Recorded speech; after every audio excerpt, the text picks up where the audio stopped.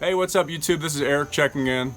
It's been about a year since I posted my last video related to chickens. I've been keeping an eye on my subscriber count when I post new videos that are not related to chickens, and I lose subscribers every time. So I think a lot of the subscribers on here, it's the chicken stuff that you came for and really want. Plus I've gotten a couple requests for it. So the new coop is finally done. I actually haven't done the run or even some of the food and water setup yet, but the coop itself is done, and in this video I'm going to take you on a brief tour. Some of the features that I included and also some that I left out because of cost. So the main focus of this coop was to keep it as inexpensive as possible, and I think I kept it in the $170, maybe $175, $180 range, which wasn't quite what I was hoping for, shooting for at the beginning, but yeah, I think I kept a bunch of features that are real important, and then I cut out some that you could probably do without. So without further delay, I hope you like this video, and stay tuned because I'll be posting another detailed coop construction video in about 3 months here, once I gather and edit all the 10 hours or whatever of footage I have from the build of this particular coop. So stay tuned and please subscribe. Alright, here's the coop. As I said, one of my main focuses here was to keep it real cheap, and so instead of metal, which I went with on my old coop, I went with corrugated plastic for this one, and I was able to use one of the ridges of the corrugated plastic to do the top piece here, so I didn't have to buy that. And I also cut one of the pieces of corrugated plastic to make a little kind of drip edge here so that it didn't get inside. I still have to caulk the top edge of this here. Alright, so I will go ahead and open the coop up. Another cost cutting here, I just put nails here instead of some kind of clasp.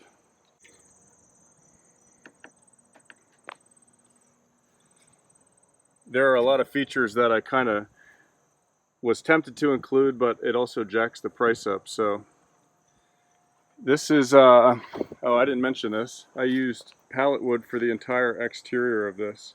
And then I was also able to use some pallet wood for the door framing here. Instead of buying, bad sun here. Instead of buying 2x4s to do the roofs, just like I did last time, I was able to use a natural branch for that. And let's see here. You'll remember, if you've seen my coop clean out video from before, I had a kind of contraption set up that I would pull the bedding onto a tarp. And in this coop, actually, I decided to put a trap door in the bottom here. So I will be able to sweep all the bedding and put it in a bucket for composting, or if you don't compost, you can put it in the trash, I guess, too. And the same is true for the nesting boxes. Let me get over here and get that opened up. Same thing, I got to put a knob here, but yeah, this is going to open up. This, well, first off, I should have said this removes. You can take that out. Comes out of there. And then once that's out, then this comes up. So I'll be able to sweep all the bedding off and down into a bucket.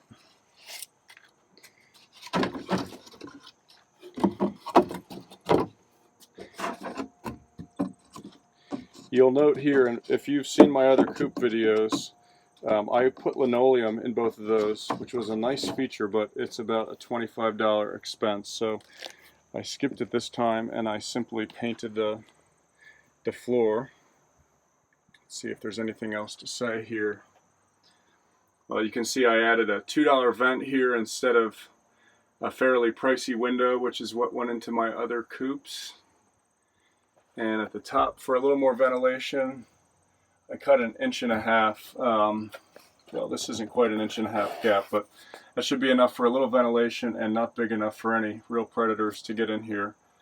Plus, if anything is going to get in, they're going to have to scale this wall here. This is the, I built the ramp for the, to get up into the coop. I just don't have it attached right now.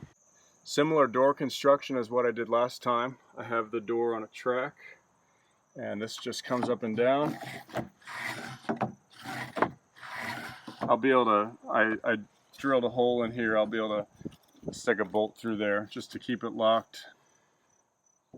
Put a little hook on there. That'll, I rigged up in my other videos, kind of if you have a run and you don't want to have to go in here, I had a piece of string coming up and then going through a hook and then going out to the outside of the run. So let's see. Yeah, as I was saying, that little gap opening, they'd have to get all the way up inside of here. Any kind of critter would have to get up all the way on this wall to get into the coop through there. Plus it's not very big. Maybe a mouse could get up in there if anything. Or perhaps even one of these little fellas. He's on his way in right now, I think.